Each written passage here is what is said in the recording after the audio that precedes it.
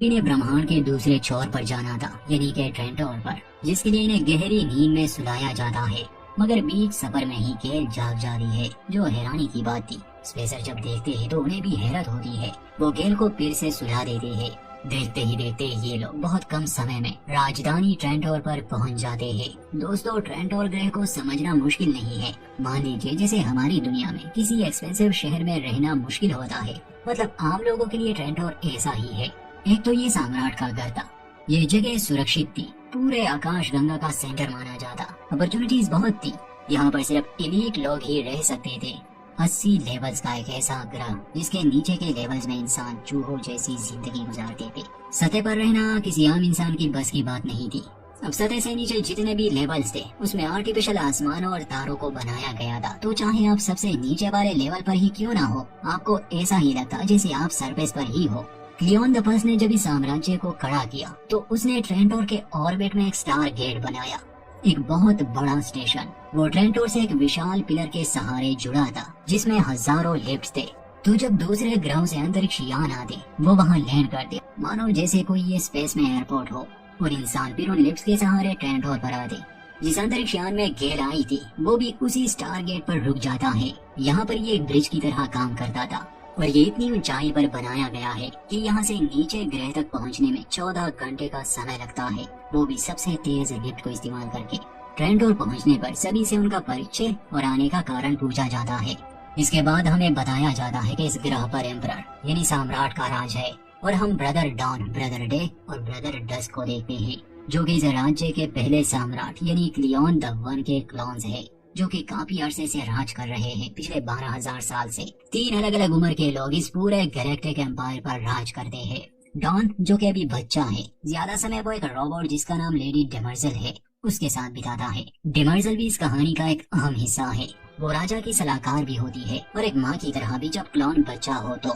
मगर बाद में कुछ राजा इसे इंटीमेसी के लिए भी इस्तेमाल करते हैं। अगर ये कहानी 200-300 साल बाद की भी दिखाई जाती तब भी हमें ये 3 सम्राट ही दिखाए जाते हैं, एक बच्चा, एक जवान और एक बूढ़ा। असल में बार बार इनके क्लोन्स बनाए जाते हैं, तो ऐसा लग रहा होता है जैसे ये वही हो, मगर हकीकत में वो मर चुके होते हैं।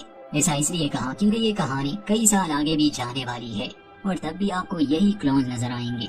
ब्रदर डॉन, जो फिलहाल अपने साम्राज्य के बारे में सीख रहा है, जबकि डे राज्य के सभी जरूरी फैसले करता है, जब तक के डॉन बड़ा होकर उसकी जगह न ले ले। और डस्क अपने अनुभव से डे को फैसला लेने में मदद करता है, जब तक उसकी मौत ना हो जाए। ऐसे ही ये साइकिल चलता रहता है। हर 30 साल में हर क्लोन अपनी जगह बदलता है। तो राज करने के लिए ये एक बहुत ही अच्छा कॉन्सेप्ट है, क्योंकि इसमें काबिल राजा होगा जिसके पास साम्राज्य चलाने का बहुत ज्यादा ज्ञान होगा। उससे कभी गलती हो ही नहीं सकती, मगर फिर भी इंसानों का क्या भरोसा। फिर हमें इनका आलीशान महल दिखाया जाता है।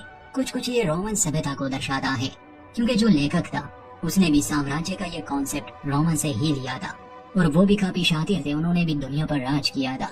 फिर हम देखते हैं कि जापान सम्राट अपने मास्टर ओरेलियो के पास आता है, जो उनके लिए 60 सालों से काम कर रहा था। उसे पता चला है कि ओरेलियो के कमरे से सेल्डन के तीरी की एक मैन्युस्क्रिप्ट मिली है, इसलिए वो उसे मरवा देता है। अब सेल्डन ने ऐसा क्या बनाया है, ऐसी कौन सी तीरी है जिससे खुद राजा भी खौफ खा रहा है, ये कुछ देर में आपको समझाते हैं। बाद में जब तीनों भाई खाना खा रहे होते हैं, जो कि असल में भाई नहीं है, जेनेटिकली बनाए गए क्लोन्स है, मगर ये एक दूसरे को भाई ही कहते हैं। जब डॉन बड़ा होगा वो जवान सम्राट की तरह नजर आएगा, और जब समय के साथ वो बूढ़ा होगा तो वो डस्क की तरह नजर आएगा, और डस्क फिर मर जाता है। ऐसे ही ये सिलसिला चलता है। आई होप कि इन क्लोन्स का कॉन्सेप्ट आप समझ गए होंगे। फिर खाना खाते समय लेडी डेमर्जल, जो कि इनकी सलाहकार है, वो आती है और बताती है कि तेस्पियस ग्रह और एनेक्रियन ग्रह के एम्बेसडर यहाँ पहुँचने वाले हैं। हम देखते हैं कि इन तीनों क्लोन्स की आदतें बिल्कुल एक जैसी है, क्योंकि ये तीनों एक ही इंसान के क्लोन्स हैं। इनकी ना माँ है ना पिता, ना इनका कोई और परिवार। इनका वजूद सिर्फ एक काम के लिए ही बनाया गया है, साम्राज्य और राज के लिए। अब थोड़ा सा कहानी को और समझने की कोशिश करते हैं। थेस्पियंस और एनेक्रियंस ये दोनों अलग अलग ग्रह पर रहने वाले इंसान थे, अलग सभ्यताएं थी। अतीत में इनके युद्ध भी हुए, ऐसा भी समय था कि ये दोस्त भी थे, और इनके युद्ध साम्राज्य के साथ भी हुए, मगर वक्त के साथ सब बदल गया। अभी ये दोनों मतलब थेस्पियन और एनेक्रियन एक दूसरे से लड़ रहे हैं, और साम्राज्य के साथ शांति का समझौता हो चुका है। मगर याद रखिए, इनेक्रियंस और थेस्पियन ये दो किस्म के लोग साम्राज्य को पसंद नहीं करते, ना ही राजा को। और इनके ग्रह भी आकाशगंगा के छोर पर है, बहुत दूर है। तो बैक टू द स्टोरीज के बाद डॉन दोनों प्लैनेट्स के एम्बेसडर्स का स्वागत करने जाता है। डॉन और डेमर्जेल की बातों से पता चलता है कि इन दोनों ग्रह के लोगों में काफी पुरानी दुश्मनी है और इनके बीच शांति बनाए रखने के लिए ही इन्हें यहाँ बुलाया गया है, ताकि ये आपस में और न लड़े। दूसरी तरफ गेल ट्रेंटोर पर पहुँच गई है। वो रेश से मिलती है, जो उसे एक बहुत बड़ी लाइब्रेरी में लेकर आता है। ट्रेंटोर की महान लाइब्रेरी, जिसमें हजारों सालों का ज्ञान मौजूद है। पहली बार गेल हैरी सेल्डन से मिलती है। उन्हें देखकर गेल बहुत खुश थी, क्योंकि ये उसका सपना था। इस समय के जीनियस से मिलना उसके लिए गर्व की बात थी। सेल्डन उससे कुछ सवाल पूछता है कि उसने इक्वेशन को कैसे सॉल्व किया, वो साइको हिस्ट्री के बारे में क्या जानती है। और ये जानकर भी सेल्डन बहुत हैरान था कि सीनिक्स जैसे ग्रह पर, जहाँ इंसान को ज्ञान पाने की कोई इजाजत ही नहीं, वहाँ से इतनी काबिल लड़की यहाँ आई है। सेल्डन उसे बताता है कि कल मुझे हिरासत में ले लिया जाएगा, क्योंकि मैंने एक ऐसी थ्योरी बनाई है जो ये साबित करती है कि जल्द ही इंसान अंधकार के युग में पहुंच जाएगा। आने वाले 500 सालों में गैलेक्टिक साम्राज्य तबाह हो जाएगा। दरअसल सेल्डन काफी सालों से साइको हिस्ट्री पर काम कर रहा है, जिसमें जनसंख्या को ध्यान में रखते हुए नंबर्स और मैथ की मदद से भविष्य का अंदाजा लगाया जा सकता है। और सेल्डन भविष्य बता चुका है कि ये पूरा गैलेक्टिक एम्पायर खत्म होने वाला है। ये साइको हिस्ट्री क्या है, आगे समझेंगे। सेल्डन की बातों से सम्राट उसे मारना चाहते हैं। वो बताता है कि सम्राट को डर है कि लोग मुझ पर यकीन करने लगेंगे कि मैं भविष्य बता सकता हूँ, और उनको वो भविष्य पसंद नहीं, क्योंकि इसमें तो उनकी पूरी तबाही है। इसलिए इससे पहले कि प्रजा उनके खिलाफ हो जाए, वो मुझे चुप करवाना चाहते हैं। वो गेल को ये भी बताता है कि उसे सम्राट ने यहाँ इसलिए बुलाया है ताकि तुम मेरी थ्योरी को गलत या सही साबित कर सको। गेल पूछती है, मगर मैं ही क्यों? सेल्डन बताता है, क्योंकि तुमने मेरे द्वारा दिए गए मैथ प्रॉब्लम एब्रैक्सिस को सॉल्व किया है, यानी कि तुम उन चुनिंदा इंसानों में से हो जो मैथ और नंबर्स की बहुत अच्छी समझ रखते हैं, और इस समय सिर्फ तुम ही मेरी थ्योरी को गलत या सही साबित कर सकती हो। अब अगर कल गेल ने सेल्डन की थ्योरी को सही कहा तो वो भी सेल्डन के साथ मारी जाएगी, और अगर उसने इसे गलत कहा तो उसे वापस अपने ग्रह पर भेज दिया जाएगा, जहां अब गेल के लिए कुछ नहीं है, मतलब कि उसका सफर शुरू होते ही खत्म हो जाएगा। ये सब सुनकर गेल दुखी हो जाती है। उसे गुस्सा भी आता है, क्योंकि उसे यहाँ झूठ बोलकर लाया गया। वो कहती है कि मैंने अपनी जिंदगी दांव पर लगा दी, इसलिए ताकि मैं यहाँ आकर सिर्फ कुछ नंबर्स के बारे में राय दे सकूं। सेल्डन कहता है कि मैथ सिर्फ नंबर नहीं है। वो उसे अपना प्राइम मेरिडियन दिखाता है, जिसमें उसने अपने मैथ की मदद से इस भविष्य का अंदाजा लगाया है। चलिए अब इसका कॉन्सेप्ट थोड़ा क्लियर कर देते हैं। विज्ञान की मदद से हम आजकल बहुत से चीजों की भविष्यवाणी कर सकते हैं, जैसे मौसम की।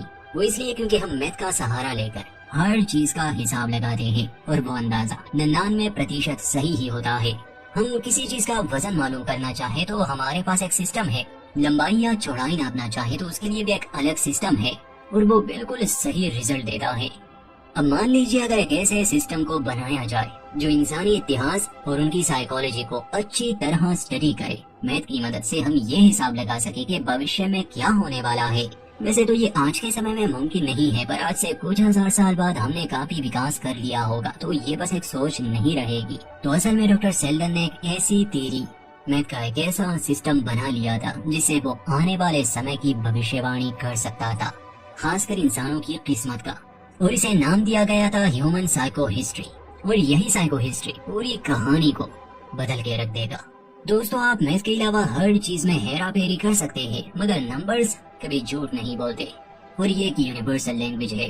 गेल ने सेल्डन की साइको हिस्ट्री की स्टडी की थी। ट्रेंटोर पर ऐसे बहुत से लोग थे जो सेल्डन को मानते थे। उसके थ्योरी पर उन्हें पूरा विश्वास था। सेल्डन के भविष्यवाणी में गैलेक्टिक साम्राज्य टूट जाएगा, जो कि पिछले 12,000 सालों से राज कर रहा है, और किसी बड़े जंग का कोई खतरा भी नहीं है। वैसे तो आमतौर पर किसी बड़े युद्ध का खतरा नजर भी नहीं आ रहा। तो हैरी सेल्डन की ये बात हर किसी को हजम नहीं होती।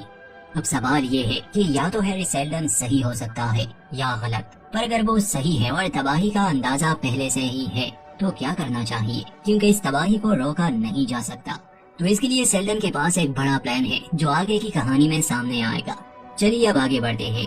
सम्राट के महल में हम देखते हैं कि दोनों एम्बेसडर्स अपने गृह से लाए भेद को सम्राट के सामने पेश करते हैं। सम्राट डे उन्हें बताता है कि अगले कुछ दिनों में इस बात का फैसला हो जाएगा कि आप लोगों के बीच में जंग होनी चाहिए या शांति का समझौता होना चाहिए। साम्राज्य के मुकाबले इनेक्रियंस और थेस्पियंस अब काफी कमजोर थे। वहीं दूसरी तरफ गेल के कहने पर रैश उसे चर्च के पादरी से मिलवाता है। सिनिक्स ग्रह पर जिस धर्म को माना जाता है ये उसी का फादरी है। क्योंकि ये बहुत बहुत साल आगे की कहानी है तो अब वो धर्म एग्जिस्ट नहीं करते जो आज के दौर में करते हैं। जैसे आज से कुछ हजार साल पहले यूनानी और इजिप्शियन अपने देवताओं की पूजा करते थे, मगर अब वो धर्म कोई नहीं मानता, वो बस मैथोलॉजी बन चुकी है। खैर फादरी उसे कहता है कि तुमने सेल्डन को अपना ईश्वर मान लिया है, मगर तुम दोनों ही एक दिन खत्म हो जाओगे, और अगर तुमसे ये सब कोई जबरदस्ती करवा रहा है तो मैं तुम्हारी मदद कर सकता हूँ। असल में जो धार्मिक लोग थे वो सेल्डन को नापसंद करते थे, क्योंकि क्या होने वाला है ये किसी इंसान को कैसे मालूम। गेल बिना कुछ कहे वहाँ से निकल जाती है। पूरी रात वो सेल्डन के मैन्युस्क्रिप्ट को पढ़ती है। अगले दिन सेल्डन और गेल को हिरासत में लिया जाता है। ट्रेंडोर के कोर्ट में इनकी सुनवाई होती है, क्योंकि हैरी सेल्डन पिछले कई सालों से अपनी साइको हिस्ट्री पर काम कर रहा है, तो ट्रेंडोर के अलावा भी बहुत से ग्रह इस बारे में जानते हैं। और ये साम्राज्य के लिए खतरे की बात थी, क्योंकि ये तो साफ साफ उन्हें कमजोर साबित करना था। लोग जेनेटिक डायनेस्टी को कमजोर समझने लग जाते, हालांकि उनका पूरी आकाश गंगा पर राज है। और तो और जो कोई भी सेल्डन की साइको हिस्ट्री रीड करता उसमें से कुछ उसे मानने लग जाते। ऐसा करते करते अब तक 30,000 परिवार उससे जुड़